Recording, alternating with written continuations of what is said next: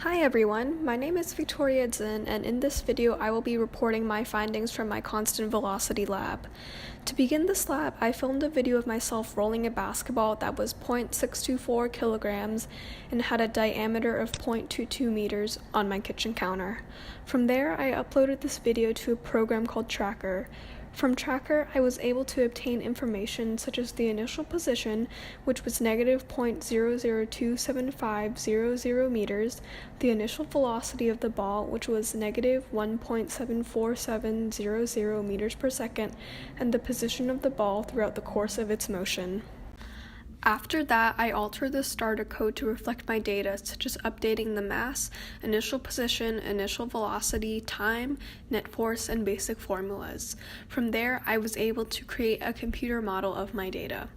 Once I had both the real-world data and the computer-simulated data, I was able to compare the two sets of data in Google Sheets, and I was able to create a line graph comparing my two sets of data. However, if I were to switch my axes in Tracker, then my line graph would look somewhat different. The difference between the lines would be the same, but my data would be on the positive x-axis.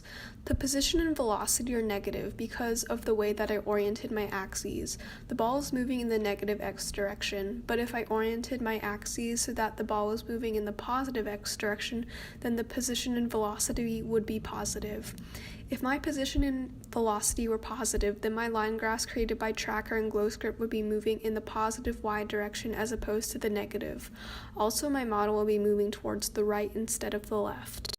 The line graph shows that the real-world basketball moves slower than the computer-simulated basketball.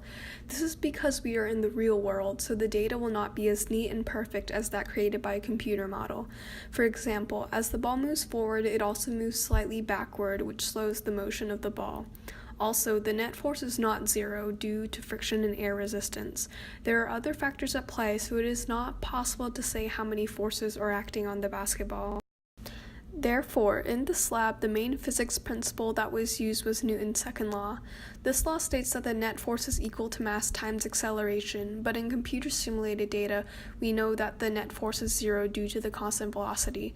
Therefore, the final velocity and the initial velocity are the same. Although our real-world data cannot be perfectly described by Newton's second law due to this situation not having a constant velocity, this physics principle still offers a good prediction of the behavior of the ball.